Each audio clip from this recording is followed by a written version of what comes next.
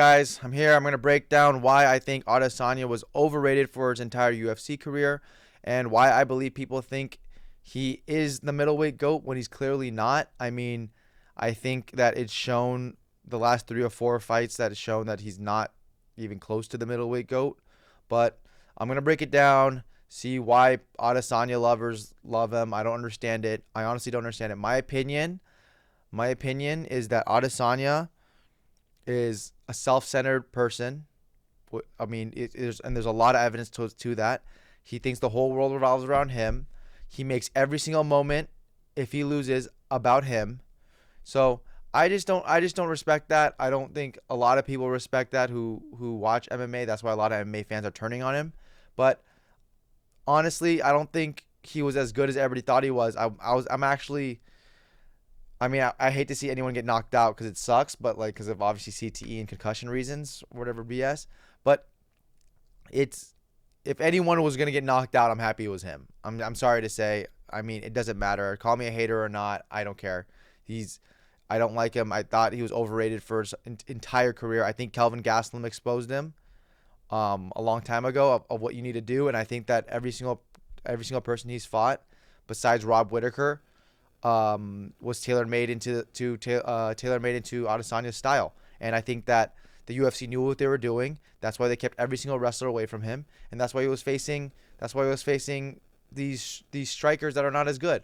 So I'm just gonna break down who I think is a good win in his career, why I think that win shouldn't be as valid as in conversations for GOAT status in the middleweight division. So I'm just gonna break that down. All right, let's go to Tapology. So in Tapology, let's start with the Derek Brunson. This is when he started becoming a ranked fighter.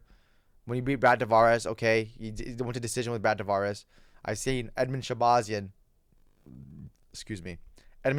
knock him out. But let's go with Derek Brunson, all right? Derek Brunson, this guy, this was probably his second or third best win in his career. I'm not even kidding. You can laugh at it. It's probably his second or third best win in his career. But you have to understand, Derek Brunson goes forward. He's a high-paced wrestler. He's a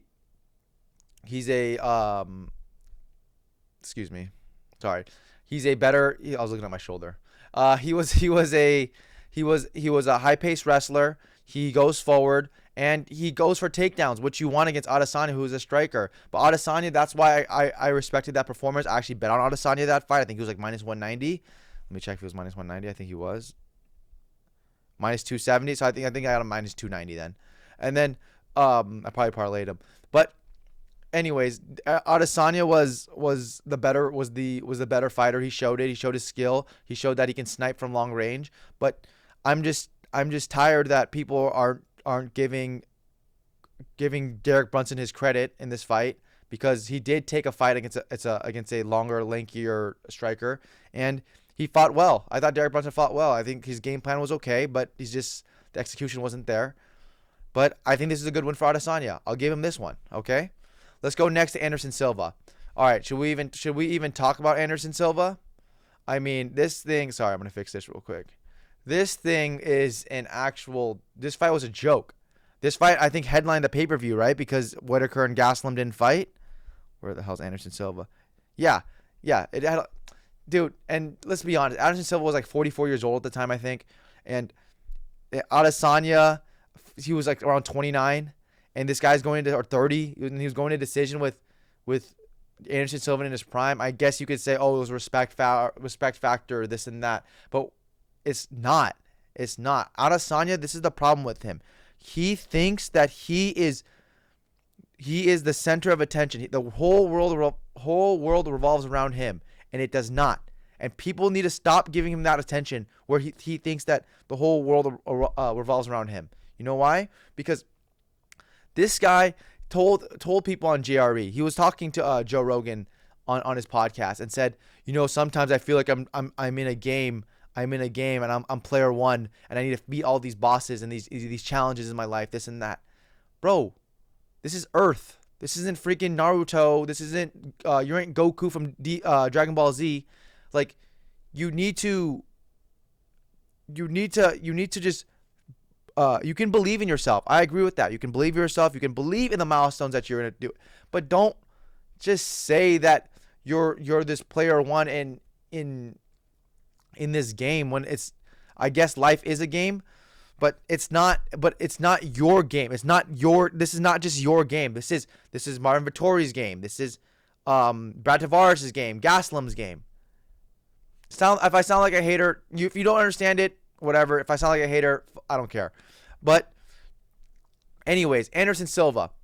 How the hell did he go to decision? You know, Jared Cannonier fought him in the next fight when he was 44 years old or 45 years old, and Cannonier was like 36 or 35, and Cannonier leg kicked him, and then Dominic Cruz or whoever, Paul Felder, the announcer, thought that Anderson Silva tore his ACL because that's how brutally bad Cannonier was destroying him in striking, which everybody thought, no way, because Anderson Silva is one of the best strikers, and he just went against Israel Adesanya, who's one of the best kickboxers ever. And people need to stop giving Adesanya credit for his striking. Honestly, I'm sick of it. You know who said it best? Was Sean Strickland. Sean Strickland said it best. Sean Strickland said that this guy isn't that good. You know why? Because I fought Kelvin Gastelum, and Kelvin Gastelum sucks.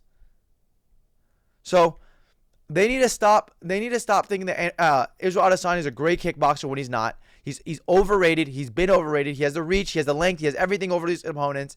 And UFC put him with people that just let him play Adesanya's game in the cage. Next, let's go to Kelvin Gastelum. Can we even talk about Kelvin Gastelum? Should we even talk about Kelvin Gastelum? I mean, Kelvin Gastelum's a shit fighter. Let's be honest. He's a shit fighter. All right? He's fat. He's overweight. I don't care if it hurts his feelings. He probably is a good person, but I'm just speaking facts. This is his career. This has to do with his profession, not him personally. Look at this. After he fought Adesanya, lost. He beat Ian Heinisch. Great. Good job, man.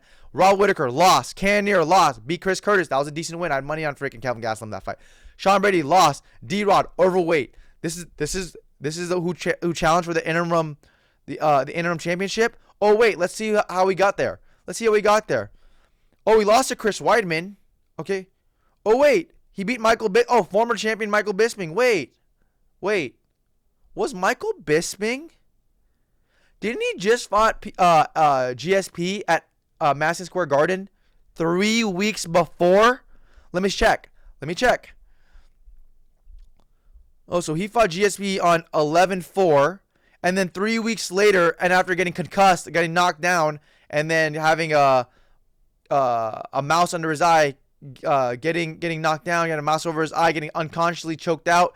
Oh wait, he fights Kelvin Gastelum 3 weeks later. Great job, UFC. Way to build your stars. You knew Michael Bisping was done after that. And you wanted a paycheck, so let's put Kelvin Gastelum in there. All right, you put Kelvin Gastelum. You let him beat Michael Bisping. Who basically any decent fighter, not even decent.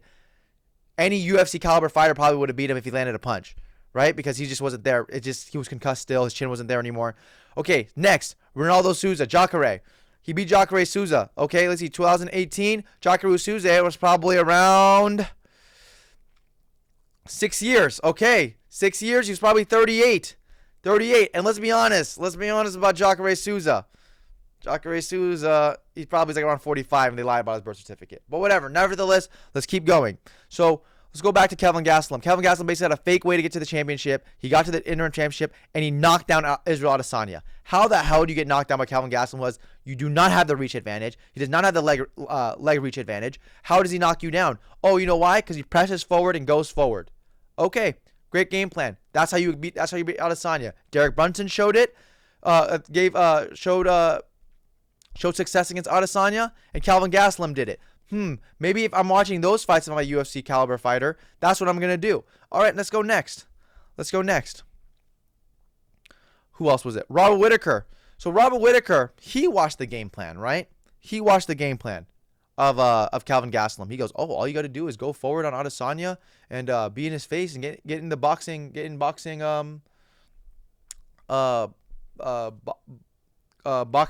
stance and get him frustrated and get him flustered. Excuse me. And get him flustered. Whatever. Get him flustered.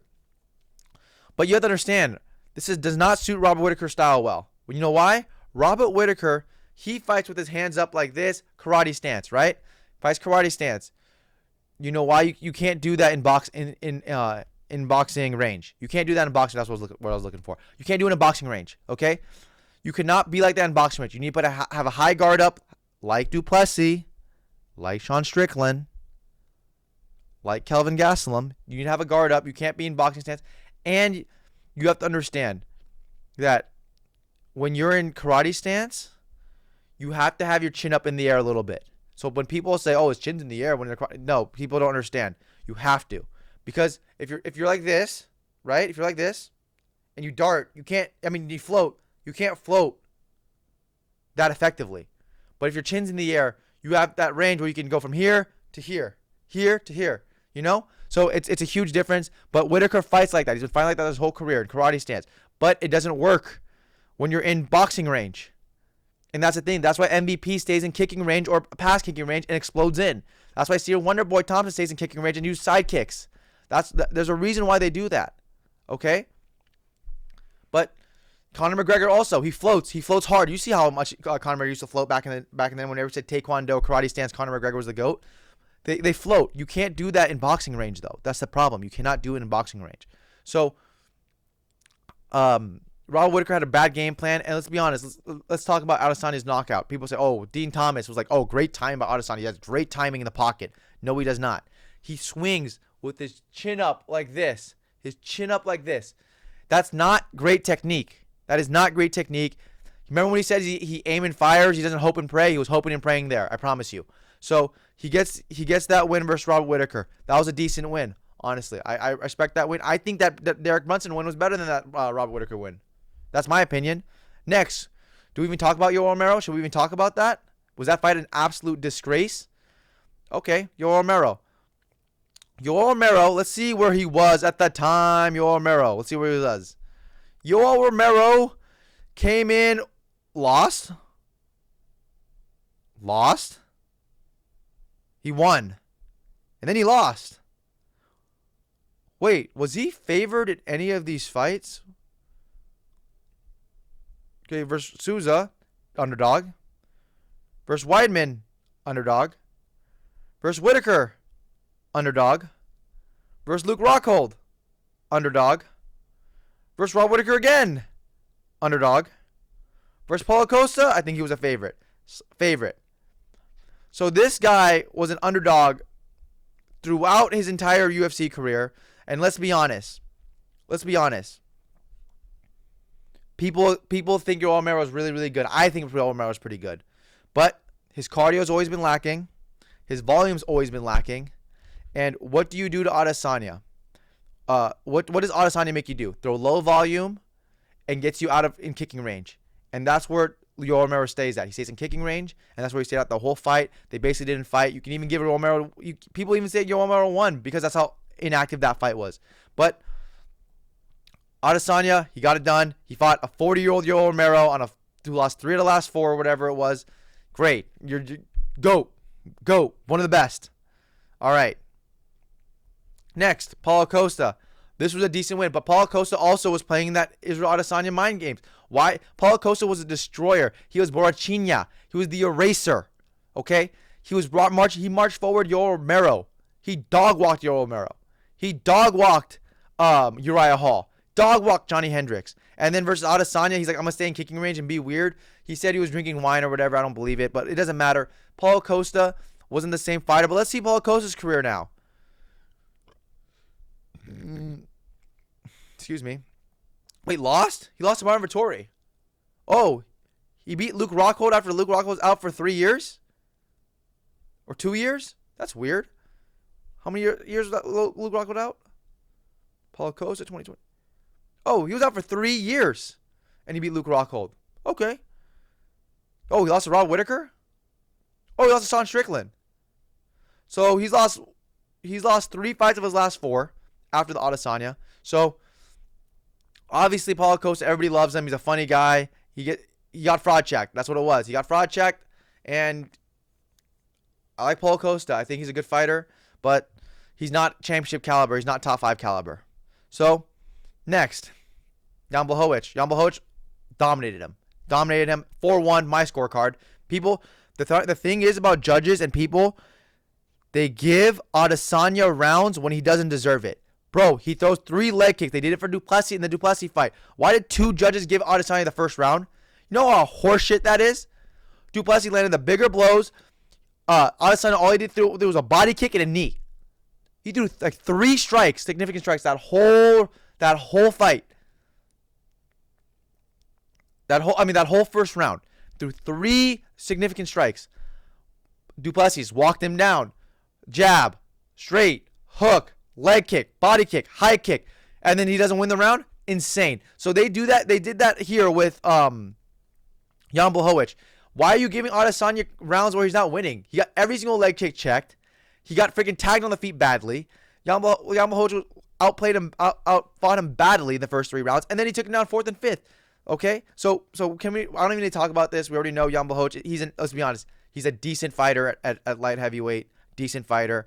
He won the championship. He beat Dominic Reyes, who we all know is kind of fluky now. So then he lost to Glover Teixeira. Okay, so let's be honest about Jan Blachowicz also.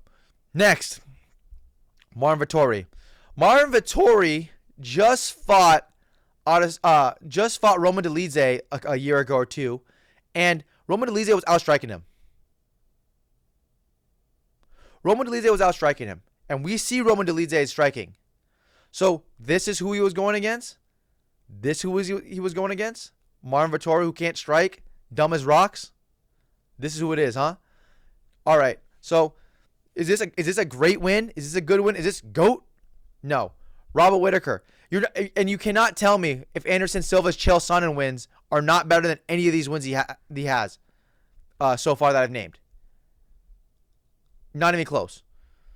I would love a Chael Sonnen fight Adesanya. We'll see how that fight goes. Okay. Whittaker won this fight. I don't care what you say. Whittaker won this fight. For sure he won this fight. They give Adesanya these rounds where he doesn't win, man. Besides the knockdown, I think, in the second round, that's what did he do? What did he do? He landed a couple jabs. So did Whittaker. Whittaker landed some side kicks. Whittaker landed some leg kicks. He clinched them. Like what did Adesanya do? It's insane. The bias of UFC and the judges and the commission. It's insane.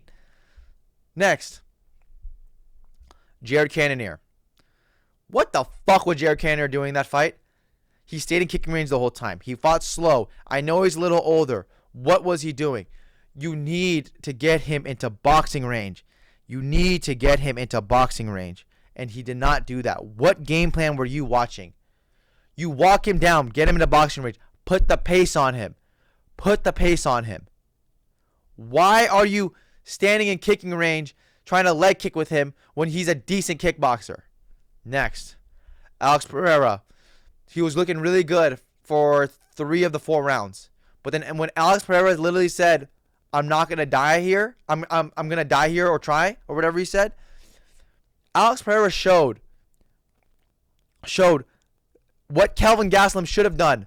But Alex Pereira is 6'5" or 6'4". He's the same height as Izzy, or a little bit taller, with good leg reach. I think longer leg reach than Izzy, but I don't know if Izzy has a longer reach. Let's check, actually. Hold on before I say anything. They don't have the reaches here. 80-inch reach.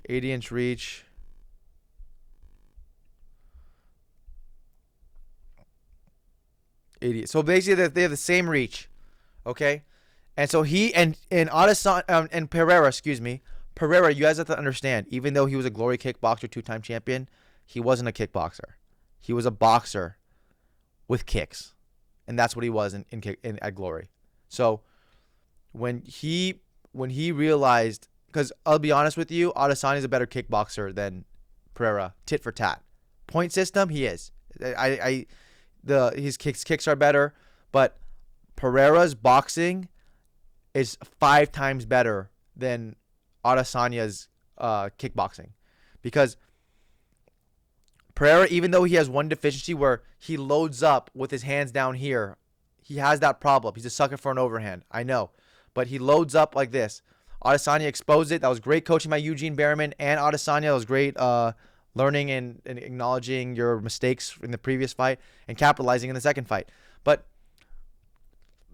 excuse me, Alex Pereira, he showed in the 5th round. I'm gonna march this dude down. He marched this dude down, and then he beat him. He knocked him out. And in the second fight, what was happening also? He started marching him down again. And what started happening? Adesanya started to wilter. And then he gets his overhand KO, which was a great KO shot.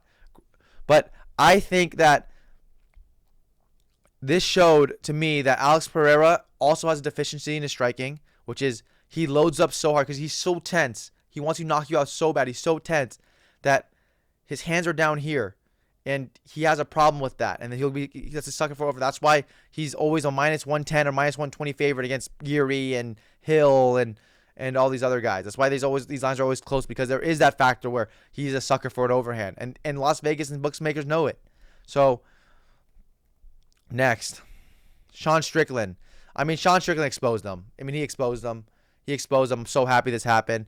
I actually had Sean Strickland after the first 2 minutes of the fight because I wanted to see how it play out, because I wanted to see how Sean Strickland would do this. People think that that Adesanya was gonna knock him out just like Pereira, because Adesanya is better than Pereira at kickboxing, right? Everybody's better than him at boxing. Everybody thought. No, he's not. His boxing's trash. Alex Pereira's boxing's not. Alex Pereira's he sets up. He sets his guy up every time. What the flip? What has Adesanya set up ever? What does he set up? He hides the hand this way and throws the overhand. That's the only thing he set up versus Pereira. He was like in his corner. Oh, I can't find my jab. Yeah. That's what happens when you suck at boxing, dog. That's what happens. So he faces Sean Strickland. He loses Sean Strickland. Gets dog walked. Absolute dog walked. It was embarrassing. I live bet Strickland after the first 2 minutes because I wanted to see how it goes. I think I got him at like plus 280. Yeah, around plus 280 I think I got him, or plus 300. But easiest plus 300 I've ever had in my life. Sean Strickland destroyed him. It wasn't even close. So now we go to Dricus Du Plessis.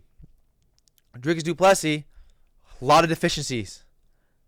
You don't think Pereira's is timing a hook, an uppercut, a knee to Du Plessis?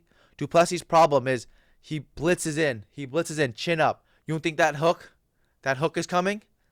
You don't think that hook is coming? If it was Pereira? Adesanya, you have so much tape on him. You know who timed him well? Darren Till did in the second round. He timed him well. He tried to do the Du Plessis blitz. That's what I call it. Du Plessis blitz, right? He tried to do the Plessis blitz. Chin in the air, whatever. Darren Till, elbow. Boom. Du Plessis gets rocked. Derek Brunson, overhand when Du Plessis tried it. Rocked. Adesanya, let me back away.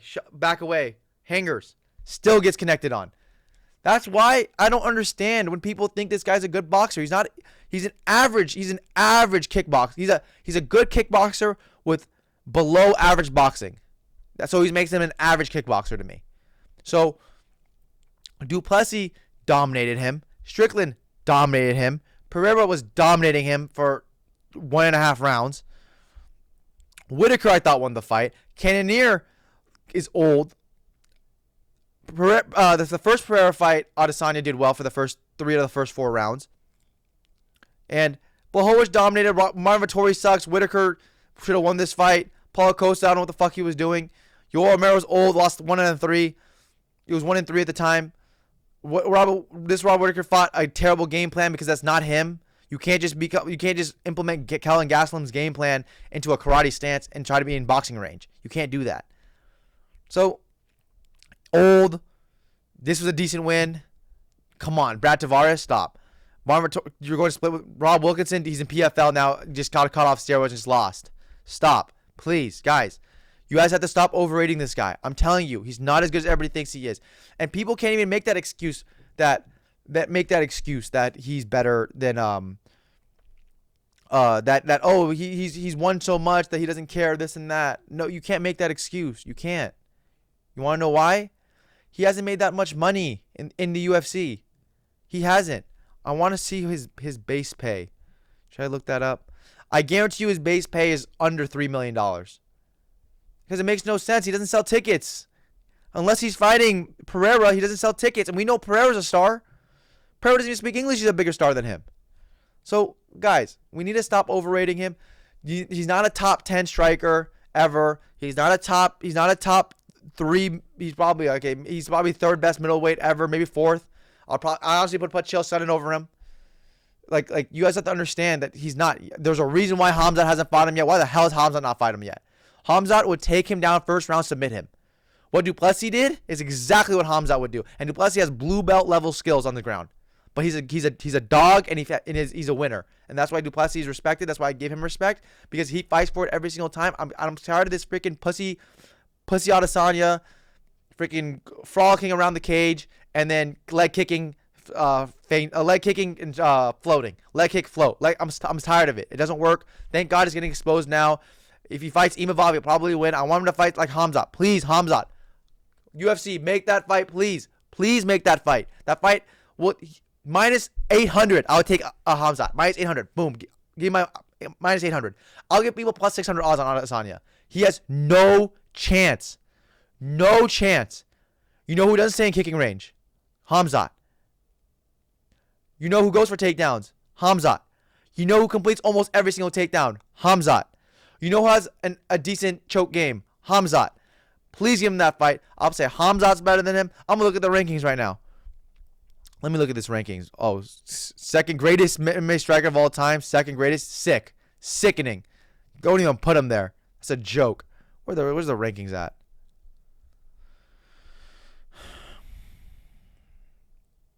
Current MMA middleweight fighter. All right, let's see. Pereira's a better. Pereira beat. You have to understand. Pereira's already a bigger all-time great than him in MMA. He beat Adesanya, right? Some say middleweight GOAT, right? Beat Sean Strickland. Beat Jan Blachowicz, champion. Beat Jamal Hill, champion. Who else did he beat somebody else? Jamal Hill, Yuri. Yeah. Anyways, he beat multiple world. Jan. He beat Jan too, champion. So he's beaten many multiple world champions. He's a better fighter all time in kickboxing and in MMA. So let's see. Dricus is better than him. Strickland, I'll take Strickland over him. Robert Whittaker, I'll take over him. I would take Adesanya over Imavov. I think it's a bad matchup.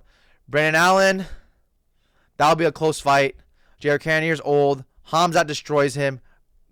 Dumb as rocks. He doesn't even care about fighting anymore. Kai Barada probably beats him. I would like to. Anthony Fluffy Hernandez beats him. I'll tell you that. And you guys have to stop this too. Please. I know I'm jumping around. Please stop this. Please stop saying Adesanya was boxing well against Duplessis. If anyone is shelled up like this, it's easy. It's easy. I promise you, to get your punches off. Because what else can you do? You can't go from. You can go from here to here.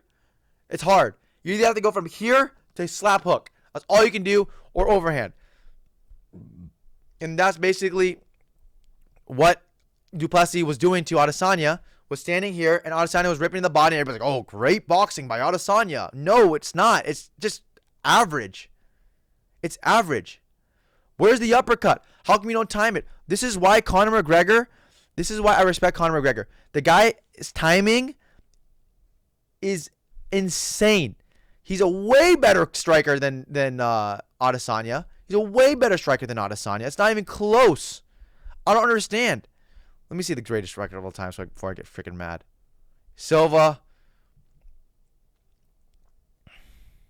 He should be number 2 or 3. He can be at 1 because Anderson Silva was a really good boxer and a really good kickboxer. He's a good boxer.